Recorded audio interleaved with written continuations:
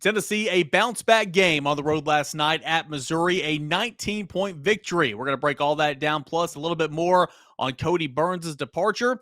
And Mickey Dearstone, voice of the Lady Vols, is calling it a career. Josh Ward joins me for a Wednesday Locked On Vols. You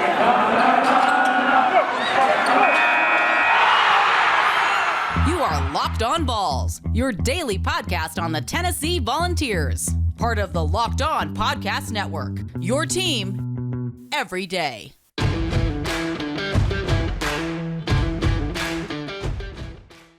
Hey, everybody. Welcome into a Wednesday show. I'm your host, Eric Cain. So glad to have you guys along for the ride, hanging out with me here today. Like I said, the cold open, a lot to get into. Tons of Tennessee basketball conversation following that 19-point win at Missouri on the road. And we're going to have Josh Ward in with us to chat a little bit here in just a moment. Locked On Vols, your number one spot for Tennessee football coverage, your audio platform every single day. Also on YouTube, available and free anywhere you get your podcasts. And so let's go ahead and bring in Josh Ward. Josh, appreciate you for jumping on and joining the show here today. 80-61, the final score. And it was a game where 3 Tennessee Volunteers finished in double figures. Tennessee shot 45% from the field, shot pretty well, especially in the first half. But it might have been the best game so far for Kennedy Chandler. What were your thoughts on Tennessee's win at Missouri last night? Kennedy was terrific. He did everything that he wanted to do, shot the ball well, was able to make plays at the basket. And he's a guy that's continued to develop and play at a higher level as this season has gone along. We've talked about the high expectations that accompanied his arrival at Tennessee, and he struggled in some of the early big games that Tennessee played in non-conference, but his talent and his ability have been, I think, pretty apparent, and it was all on display against Missouri, and probably a good matchup for him. His quickness, his speed, his playmaking ability. I mean, he made a full court pass to Jonas Aidoo that was just great awareness of here's the situation. Missouri had a player that had, I think, missed that Aidoo was there. Chandler saw that Aidoo was open. Hey, quick flick of the wrist, and the ball's up the court for an easy play for Tennessee. Those are difference-making plays for the Vols. And he does it on both ends. His quick hands on defense generates plays the other way. I think Kennedy Chandler's a terrific player. He's not perfect, and he's going to make mistakes, but guys that you're asking to make plays that often are expected to make mistakes. But he had a really good game. Victor Bailey Jr. coming off the bench and hitting shots. He picked a good game to have a good game because there wasn't a lot happening for Tennessee when Victor was getting his points. I think he had maybe a fifth of the points when he hit 9 points off the bench there early second half. So just overall a good showing. Tennessee's clearly the better team than Missouri, and there was no question about that as the game went along. Yeah, Kennedy Chandler's final line, 23 points, 8 rebounds, 6 assists. He was not a 12 from the field, 2 of 4 from 3. Just an all-around fantastic game. And again, he's blown up in terms of point production, here in a couple games this season, but you know exactly what you're going to get for the majority of the time for Kennedy Chandler. And it was the same thing here on a Tuesday night in SEC action. You brought up Victor Bailey Jr., kind of a guy, who's going to get more minutes? Is it going to be VBJ? Is it going to be Justin Powell? How many minutes is Fulkerson going to play? These role players, I feel like there's not a set design, minute count. It's just kind of whoever has the hot hand. And, last night it was Victor Bailey Jr. going back to the place where his dad played football. We saw that highlight on the broadcast probably, 3 or 4 times. Meant a little bit more for him, but that's good to see because many people, myself including, a couple of times this season, kind of written off Victor Bailey Jr., but he came through in a big way for Tennessee. Yeah, I don't think he's been written off by the coaching staff. I'm still skeptical that he's going to play a big, consistent role off the bench, but he's been given opportunities, and he was against Missouri. He hit a 3 early after coming in and hit some important shots. And I think it's Bailey or Powell. One of those guys will have to help Tennessee off the bench. And we haven't seen the last of Justin Powell either, but they need some extra scoring off the bench. And the bench production can be really good for the Vols with what Zakai Ziegler's able to do. John Fulkerson and Jonas Aidoo has been a nice spark for Tennessee since he's had to come in and play with Olivier Cumwa going down. If Powell or Bailey can provide some help, then Tennessee's bench depth will be as good as just about anybody out there. So that can be something that helps Tennessee. You get to March and you're wondering where your legs and how much depth do you have. that should not be a real concern for Tennessee. Obviously, they have to go out and perform, and one game does not mean all of a sudden you're going to be getting 8 to 10 points per game from Victor Bailey Jr., but it is a reminder of what Tennessee has and the potential of this team. If Tennessee can be led offensively by Kennedy Chandler, and Vescovi hit his shots. He struggled shooting the basketball in the previous game, hit some shots from the outside against Missouri. You know who's supposed to lead the team. And we've talked about the big three, and you get ready for Auburn coming up. Josiah Jordan-James on the defensive end will have to lead. These players appear to know their roles on the team, and that's really important this time of year. Yeah, you're kind of talking about Victor Bailey Jr., and it's nice to see and remind us, what he is capable of. Same with John Fulkerson against, Kentucky. He played a fantastic game, scoring 14 points, 8 rebounds or whatever, a couple of blocks against Kentucky. But where's John Fulkerson been since, right? Victor Bailey Jr., when's the next time we're going to see him? Sure, it's nice to have that on your bench, but, consistent play, and really the only consistent piece that Tennessee can count on in terms of offense all season long, really, has been Zakai Ziegler. He didn't blow up, last night. He only finished with 6 points. And this might be a loaded question, but, I was listening to Bob and Bert when I was on my way back home as the game just started. And Bert said, if he's not the SEC Sixth Man of the Year, I don't know who is. Would he be your pick right now? Or, is there probably more of a conversation there? Yeah, I mean, he'd be in the conversation because the role that he plays, playing close to starter minutes, that's really what you're looking at. A guy that plays a starter's role on a team without starting for the team. And we've talked about the best lineup for Tennessee, in my opinion, and it includes Kennedy Chandler and Zakai Ziegler on the floor. And I think a common question has been, why not start what appears to be the best lineup? But I think Tennessee benefits from the offense. It's instant offense with Ziegler when he comes in. That happened against Missouri. Tennessee was down 8-4 after the first media timeout. Ziegler comes in and went on a quick run that was sparked by Ziegler, both him scoring.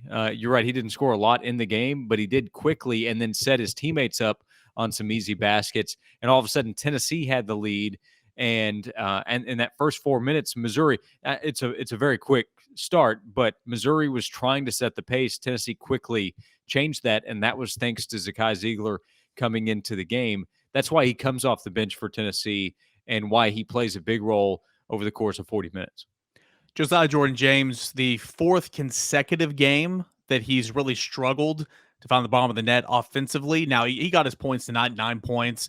3 of 10 shooting, though, 2 of 5 from long range. Again, had so much value everywhere else. He had 6 rebounds. He had 3 assists. He plays good defense. Before Josiah, was it just a fart in a skillet, as Tennessee football might say with Mike Eckler? Or, should we expect to get more production? Will that start rebounding and coming back and Josiah consistently scoring in double figures, at some point, come tournament time? Or is this kind of what we should expect? Well, I think he'll bounce back at some point and have at least another good game where you say, okay, on the offensive end, Josiah really made a difference. And he can still help. He had a play driving to the basket when he was playing the 4 position, drove to the basket and kicked out to, I believe, Chandler, but to an open outside shooter. And his penetration helps set that play up. So he can do things like that. He gets the assist, but is not going to stand out. You're looking at the point total, his shooting performance. I think that'll bounce back. I'll say going into the next game, I really couldn't care less about that for Josiah for the matchup against Auburn. The reason I say that is because Jabari Smith's going to come to town, and the difference that Josiah is going to make as this team tries to make a run in March will be what he's able to do defensively. And he's their best matchup, maybe their only real matchup opportunity. I mean, they can throw some length at Jabari, but this is a guy that's probably the number 1 pick in the NBA draft. He'll certainly be a top pick in the draft.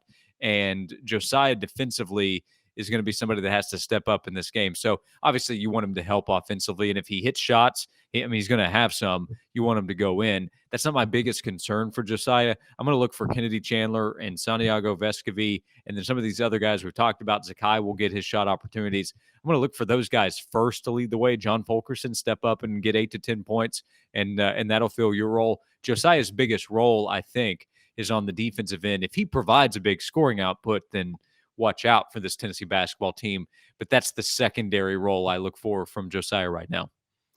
Yeah, we'll have more from Josh coming up here in segment number 2. More on this basketball game with Tennessee, Missouri. A look ahead at Auburn, a little bit about Tennessee football coming up here in just one moment. But the guy that used to steal all of my Built Bars, and I think he still is, we got him here on the show. I want to hold him to it. That's Josh Ward. But he initially told me about it about this time last year when I took over the show. Hey, try these Built Bars, man. They're filled with protein. They're covered in 100% chocolate. There's tons and tons of selection.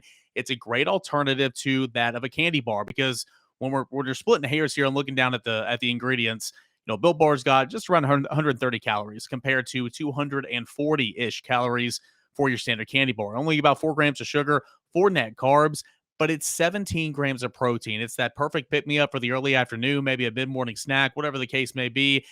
If you're looking to lose or maintain weight, we're into the new year. Hey, the spring and summer months just right around the corner. Built Bar could be a solution for you. And again, like I said, tons and tons of selection, and you can find it all at Built.com. Built.com, use the promo code LOCK15 while you're there, and you're going to get 15% off your next order. Promo code LOCK15 for 15% off. That is at Built.com.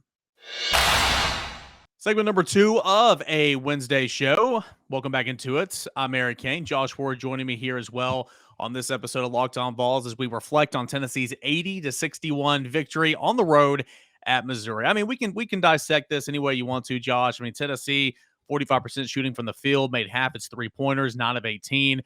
Missed 4 free throws, 15-19. That's, but that percentage looks bad, but it's not horrible, I guess. Was great. Points off turnovers, 16 points off 13 turnovers for Missouri after a season low 5 assists against Arkansas on Saturday. Tennessee responded, had 7 in the first half, 15 assists overall in this basketball game. But bottom line, Missouri is not a good basketball team. Just not. In previewing this basketball game as I hit my microphone, we talked about where Missouri stacks up in the nets and the adjusted offensive and defensive efficiency ratings and the strength of schedule. That's actually one step ahead of Tennessee, but nonetheless, not a good basketball team. So what can Tennessee take away from this basketball game? Is it as simple as just getting a win and getting back on track? Because we know what's coming up on Saturday. Well, I do think it's as simple as getting a win and getting back on track in that Tennessee played the way it was supposed to. Tennessee has been really good overall in games against non-quad 1 teams, and Missouri was that. So this was a game where you wanted to come in. Missouri had played Friday, then Sunday, then Tuesday, so they're already shorthanded. They're already not a very good team. Tennessee, the deeper team as we're talking about, and the more talented team, needed to go in and make that clear. And the Vols did that. And talking about Kennedy Chandler's performance, and he was talking about before the game, we're not going to take this team lightly because Missouri, while it's not a very good team, at home, it has been a tough team. It kind of whipped up on Alabama. It lost to Florida by a point. It lost to Auburn by a point. It lost to Texas A&M, which is an okay team, by 3 points. So it played really close games against quality competition at home, almost knocked off number 1 Auburn at the time. Tennessee's players knew that and went in and said, okay, we're going to look more like Arkansas did, a team that's been on the rise last week when Arkansas went in there and blew out Missouri. So I would say the takeaway is that Tennessee knew what it needed to do and did it, and was led by Kennedy Chandler, who we're looking to kind of lead Tennessee's basketball team into March. So this is not a game that's going to tell us, okay, the Vols are headed to at least the Sweet 16. The Auburn game might give us a better idea of that. But you wanted to see Tennessee take care of business, and it did that very easily. Tennessee took control of this basketball game in the first half, led at halftime 36-27, had a run of a 13-0 run at one point in time in the first half to really take control of this basketball game, led by as many as 11. That lead blossomed to as many as 21 late in the second half. Again, Tennessee shot very, very well from the field in both the second and in the first half, rather. And Chandler had 14 of his 23 points in half number 1. Victor Bailey Jr., 7 of his 14 points, or 7 of his 11 points in the first half as well. So some great first half play for Tennessee. But you've referenced it a few times. I've referenced it a few times. We know what's coming up. What is Auburn going to present in terms of challenges for Tennessee? We know Tennessee plays extremely well at home, and Tennessee's had some good wins at home, most notably against Kentucky 2 weeks ago. But what's this game going to look like for Tennessee, and what does Tennessee need to do in order to slow down Auburn, who is as good as anybody in the country? Yeah, Tennessee has a good chance in this game. The Vols have been great at home, haven't lost at Thompson Bowling Arena. And Auburn recently on the road in tough environments, but hey, that's what it's going to be in Knoxville. Lost at Arkansas, lost at Florida. Both games came down to the very end, overtime against Arkansas, and Auburn had the ball down 1 in the final possession and didn't get it done. Otherwise, could have walked out of there with the win. So this is obviously going to be a really tough game for Tennessee. Jabari Smith is an elite talent. He might be the number 1 pick in the draft. Walker Kessler is a legit talent, and he has legit size. This is a 7-footer that is going to cause problems for Tennessee. Let's see how Urush performs there. Jonas Aidoo coming off the bench. He has the size to match up. Doesn't have as much experience as Kessler, who played at UNC and then transferred to Auburn. So that's going to be really tough. And then the guard play is going to be a lot of fun, I think, here, because Tennessee should match up well with the quickness.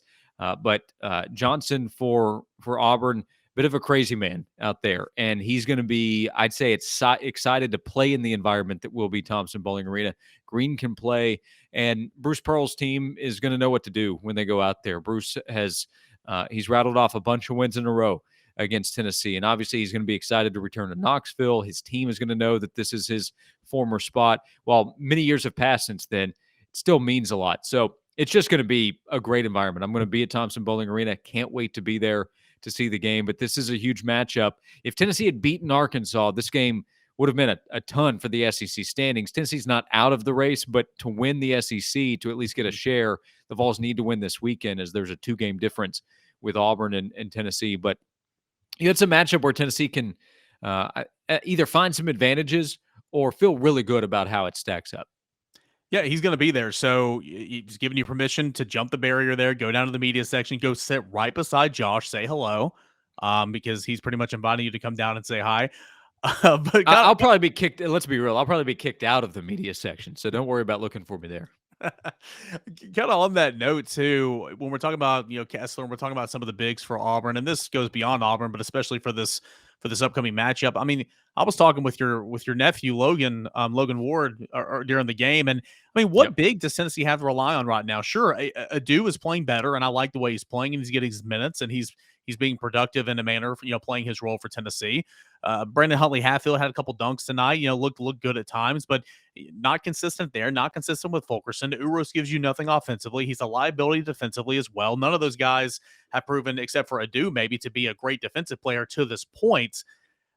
When you think about Tennessee's front court presence, I mean, we're here towards the end of February. There's still so many questions, and I think we kind of had the answers to, just knowing that Tennessee just doesn't have a consistent threat in the front court this season. Yeah, this is a game where John Fulkerson needs to be aggressive. You're at home. You're going to have the crowd on your side. You want to make a statement. You need to play like you're capable of. And the fact that John did against Kentucky, I think, should provide some confidence that he could in this game. I mean, think about the wildest environments so far this season, I would say, are the Kentucky and the Arizona games. 2 of maybe the 2 best performances by Fulkerson this season, certainly in the games that mattered. So that should provide some confidence. John Fulkerson knows what this is about. The environment is something that he's going to be able to feed off. Jonas Aidoo, he's a guy that hasn't played a ton, but the idea of going up against big talent, that's not a big deal to him. He's a big talent, and he's a freshman who hasn't played as much. And I'm not saying he's as good as Jabari Smith. That would be ridiculous. But in terms of going out there and facing that kind of competition, that's what he did before he got to college. So that's probably where I start in terms of who I'm hoping can step up. Huntley-Hatfield's going to play, and what I just said about Aidoo should apply to Huntley-Hatfield. He's played against big-time talent in high school and AAU and all that stuff. So that shouldn't intimidate him. But in terms of who's produced and who I have a little more confidence in, it's probably Aidoo over Huntley-Hatfield, who's played more this season. But a lot of it comes back to the defensive side. I'm looking to the guards to get my offensive production, and then John Fulkerson to provide that. If I can get a couple of putbacks from Urosh, from Aidoo, from Huntley-Hatfield, then I'll take it. If they get to the free throw line, you hope that they knock it down, knock those shots down, because I think that was a real frustration from Rick Barnes coming out of the Arkansas game, that the post guys couldn't take care of business at the free throw line. But it's obviously the biggest question mark, the big guys and what they're going to be able to provide. And from a matchup standpoint, this is probably the toughest one.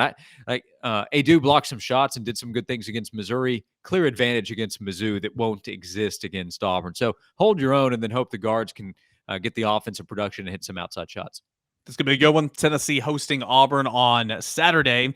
That game is going to tip at 4 o'clock Eastern time. Auburn actually in action later tonight at home against Ole Miss. Wouldn't waste your time there. That should be a slugfest in favor of the Tigers.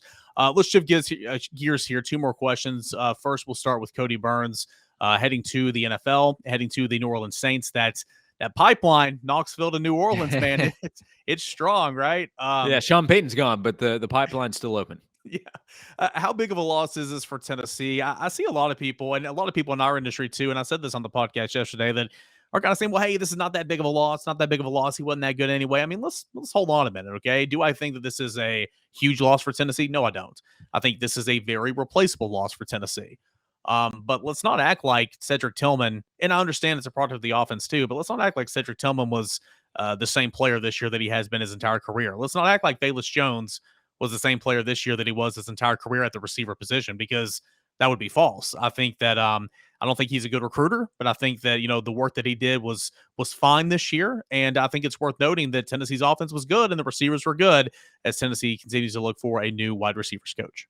Yeah, you can't brag about everybody coming back, as it appeared that was going to be the case, and then say it doesn't matter at all that somebody's leaving. Now, you can also overstate when talking about the impact of everybody coming back. And if that's the case, then let's also be careful about overreacting to a position coach leaving on the offensive side. My guess is that this is not going to have a big negative impact on Tennessee. Let's see who Tennessee hires. It's an attractive position. It's a program that can pay money. You are coaching in an offense that is set up for your receivers that you're going to be coaching to succeed, to then make you look good. So my guess is that they'll be fine. And having Tillman come back with the development he's already made, I think he'll have another really good year. And the real question to me is who can help step up around him. And by the way, it's wild to me that we're having this conversation. I give Tillman so much credit for the development that he made, but they need to go make a good hire. And you could look at a couple of different options. You can move Jerry Mack to receivers coach if you find somebody that you think might be a better fit to coach running backs. But that also changes your offensive staff even more. All of a sudden, you essentially have two coaching position changes if you were to do that. So my preference, if I'm Josh Heupel, he has not consulted with me yet, but my preference would be to find somebody to come in and coach receivers and have Mack coach running backs. But it's an attractive position. You have some talent there. You have some young talent. I like this freshman group that's coming in, but that's why you need to find the right coach to come in, help them get ready to play right away, and help everybody in that position group develop. But if I had to guess, is this going to work out fine or not? I would guess that it's going to be fine for Tennessee. You're waiting on the call though, right? Hey, Joshes are supposed to stick together. So, yeah, we got the private hotline for Sports 180 that Josh Heupel can hop on anytime. Anytime. You hear that, Josh. I know he listens to the show. Anytime. Call Sports 180. Last thing, man, I would assume he is the man that hired you at The Sports Animal way back when you were 16 years old, or probably the guy that said, hey, go away, but you just kept showing up. He's been the voice of the Lady Vols for 23 seasons. He's been associated with the Lady Vols in a fill-in role of some sorts for the past 30 seasons. He's a guy that has been a part of some great teams. Calling it quits, and I don't want to phrase it that way. He is retiring, certainly not quitting, retiring after a great run as the voice of the Lady Vols. His name is Mickey Dearstone. Just thoughts on his career and what he's meant to Lady Vol basketball. Yeah, Mickey Dearstone is, I think, a Tennessee basketball legend with what he's done as a Lady Vols play-by-play man, and it was a solo booth. He didn't have the color commentator to hand over to step in. It was all Mickey, and he was calling big-time games. So that was a lot on his shoulders or on the pipes, and his ability to describe what's going on in high-intense environments and to paint the picture that everybody was trying to see is terrific. I really thought Mickey was great. I say was. He's not finished yet, but he's been big time for Lady Vols basketball, and had a chance to work for Mickey for a long time. You're right, as a program director with the Sports Animal, and he was my boss, and have so many stories to talk about. And he was a guy that he would look out for me, looked out for the other on-air people, and would fight for his people, I think is how he saw it. And I always appreciated that. So my first thought was congrats to Mickey because he's a Hall of Famer, went into the Greater Knoxville Sports Hall of Fame a year ago. He very much deserved the honor, and he called big-time games and was respected and appreciated by a lot of people for a long time. So congrats to Mickey Dearstone on an incredible run as the voice of the Lady Vols. Putting in the overtime. Everybody listening and watching knows that I do not like to do these shows after basketball games by myself. So, Josh, I appreciate you going an extra segment with me here today. What do we have to look forward to on Sports 180, noon to 3 every single day on the Sports Animal? Yeah, so if you watch the TV broadcast, there was a lot of Boom Boom Room talk with Tom Hart and Dame Bradshaw, and that's Ron Slay's Boom Boom Room, and he was on with us on Tuesday, and that was obviously before the Missouri game, but we did a lot of Auburn talk as well, so that would be my first rec. Go back and listen to some of the Ron Slay conversation. He's on with us every Tuesday from 1 until 2 on Sports 180, but more hoops talk, more Tennessee football talk, and everything else going on Sports 180. Josh Ward, he's at Josh_Ward. Appreciate you, bud. You got it. Thank you. All right, Josh Ward also got me on to, making some extra coin in my pocket and trying to do well for me, putting my sports knowledge to use. Josh is a big fan of this. I am as well. And here on Locked On Vols, we go to betonline.net. Football might be over, but as Josh pointed out, there's a lot of basketball action going on right now. He is a huge Chicago Bulls fan, right? Living in the 90s. You know what I'm saying? But he watches the pros. He watches the college basketball, not just Tennessee. And you can get in on that action at betonline.net. All the latest odds, totals, player performance props, where the coach, might be fired, where he might land. It's all that and more. It's your number one spot for all of your sports betting needs. It remains the best spot for all your scores, podcast news as well. And again, you can go check out some hockey highlights, some boxing, some UFC, Olympic coverage. I know that's wrapped up, and it was there at BetOnline as well. And you can go check it out today at the website, betonline.net, or on your mobile device and see all the latest trends and action that's happening. Again, it's betonline.net. BetOnline, it is where the game starts.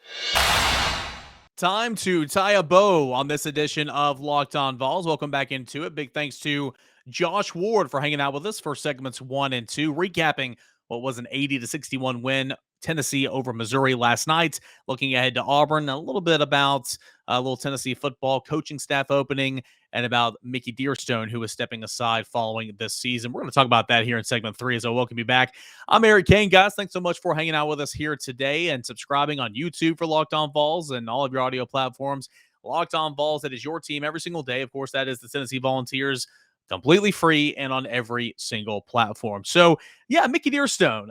As a lot of you guys know, of course, he's the voice of the Lady Vols, and I'll get more into that here in just a moment here in this shorter segment. But he was also longtime program director and morning show personality at The Sports Animal. The Sports Animal, I believe it launched in the early to mid 2000s. I don't know, guys. I'm going to be honest with you, and I've told people at work this too. I've worked at The Sports Animal for 4.5 years now, almost 5 years. Before I stepped foot in there for day number 1, that was the first day I listened to that radio station. I never did. Of course, I wasn't a Knoxville kid. I wasn't far away, but still, I never streamed it, and I never listened to it on the radio. I was country 107.7 all the time, still am. But so I didn't listen to Mickey Dearstone and the Doc, Jeff, and Heather and all that. Of course, I had the privilege of working with Heather the first year and a half that I was on the job, but so I didn't know Mickey. He was gone. There was a lot of transition when I came in, and Mickey was one of those that left the station in Cumulus, Knoxville, a couple months before my arrival. But since I've been working in Knoxville and everything, I've seen him around. I've talked to him a few times. Very nice, very gracious. But he's been a guy that's been known in this market for quite some time, and not only for being a morning show personality and helping launch The Sports Animal and running the ins and the outs of that radio station for a long, long time, for over a decade, but also for being the voice of the Lady Vols. And press release came out, said that he is going to retire at the conclusion of this 2021-2022 basketball season. So when the Lady Vols are done, Mickey Dearstone will be done. And what a career in terms of being a broadcaster. 23 seasons, a 30-year association with the Lady Vols. Way back when John Ward was still calling football and basketball, Bob Kessling was the voice of the Lady Vols. But when Bob would go and do TV broadcasts, Mickey Dearstone would slide in and call Lady Vol softball or basketball, and some softball games. And so that became more and more evident closer to that 98 season, he would do more and more and more games. So whenever Bob slid over for John, Mickey stepped in and was the primary voice. But I mean, it's a 30-year association. 23 is the lead voice of the Lady Vols. That's over 800 games. Okay. That is 5 national championships that he's been a part of.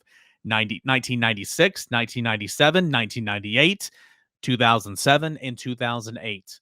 10 Final Fours, 17 Elite Eights, 25 NCAA tournaments, 12 SEC regular season championships, and 11 SEC tournament championships, all had Mickey Dearstone behind the mic. What a legacy, what a career. As Josh mentioned, he was inducted into the Greater Sports Hall of Fame last year here in Knoxville, and that's super exciting. I bet that will not be the last Hall of Fame that he is going to be inducted into before it's all said and done. But I don't know if a lot of you guys knew this about me. I do podcasting. My dream is to host my own radio show, and damn, it better happen soon. I'm telling you, like I'm so ready. It'll be a dream come true when that happens, when I have my own show. But I got into this industry as a play-by-play broadcaster, right? And I still do that on occasion, and I love doing it. Now it would be a hobby for me. It's a hobby that I haven't been able to do for quite some time because I've gotten so busy, but I'll be on the mic, filling in for John Wilkerson a couple of times this year on the baseball broadcast. I go back to my alma mater at Carson Newman, and specifically some of these, big-time tournament games or, Christmas tournaments, or I've called a couple games at Thompson Bowling Arena exhibition wise for the Lady Vols, and so against Carson Newman. Other than that, sometimes people will call me and I'll travel to wherever and just do a game. I love doing it, man. It's a whole lot of fun. Everybody has their own style. It's kind of funny now, and I'll be trying to be so brief about this. Coming up now, it's you're so many young play-by-play broadcasters. They're just robots, right? Robots. It's time score. And let me say, time and score is the most important thing for a play-by-play broadcaster. Again, we are painting a visual picture. Okay, we are the eyes for the listener. They can't see the score bug. They don't know time situation. Okay, time score. That's so important. So I'm not knocking that, but just the basics of broadcasting. It seems like all these young broadcasters nowadays are just robots and hammering those home. My tape's got to have this. My tape's got to reach this. That we forget that it's still personality driven, right? Still personality driven. No, is it the same as a color analyst? No, it's not. Bob Kessling is not Tim Priest. Bob Kessling is not Burt Bortlekamp. Bob Kessling is not Pat Ryan. Okay. They're two different things, but it's still, you got to have a flair. You got to have your own flair and your own personality. And when, I don't think anybody does that quite like Mickey Dearstone has and is currently still doing. When you think of Lady Vols, you think of Mickey Dearstone. He is a homer. He is the homer's homer. It is go Lady Vols. And, that when I'm in the play-by-play booth, and that's not necessarily my style, I try to be as objective as possible. But when you're calling for a home radio network, that's acceptable. And that's Mickey Dearstone. Again, not quite how I would do it, but that's perfectly okay. Obviously, I haven't made it yet. So, you know what I'm saying? But he is as Tennessee through. And he will bark at the officials, and it is incredible that he has not been fined, at least in the public knowledge, throughout his career, because he will go after officials on the call. He will always speak his mind, and that's something I respect so much about Mickey Dearstone. Whatever he's thinking, he's going to say it. He won't hide behind his comments at all whatsoever. And so Mickey has made a career of doing that. Again, 23 seasons as a lead voice of the Lady Vol basketball team. 30 seasons overall, he's been a part of it. And at the conclusion of this one, Mickey Dearstone will take off the headset for the final time. So job well done to Mickey Dearstone. I am going to work like crazy to try to get him on the show before the week's up. He's already made an appearance on Sports Talk. He's going to make an appearance on Sports 180, I think today, with Josh and Heather. We're going to try to get him on this podcast, hopefully tomorrow, if not Friday, so you guys can hear from him about an excellent career that will end this year in broadcasting for the voice of the Lady Vols, that being Mickey Dearstone. All right, guys, that will do it here for a Wednesday show. Can't thank you enough for tuning in, hanging out with us here today. Big thanks to Josh Ward for coming by and talking a little bit of everything with us, but primarily Tennessee's 80-61 win over Missouri. And don't look now, Auburn comes to town on Saturday. That will be a huge basketball game. Looking forward to that right here on Locked On Vols. Guys, appreciate it. Check out the Locked On NFL Draft. Get all the analysis, news, and notes, and all the best prospects heading to the NFL Draft. Tennessee will have a couple players. Maybe they will hit on them as well. Check out the Locked On NFL Draft. Make that your second listen right after Locked On Vols. If you haven't already, please subscribe to the YouTube show. Just search Locked On Vols. We'll get it done. We'll come back stronger than ever on a Thursday and Friday. Until then, guys, enjoy the rest of your Wednesday, everybody.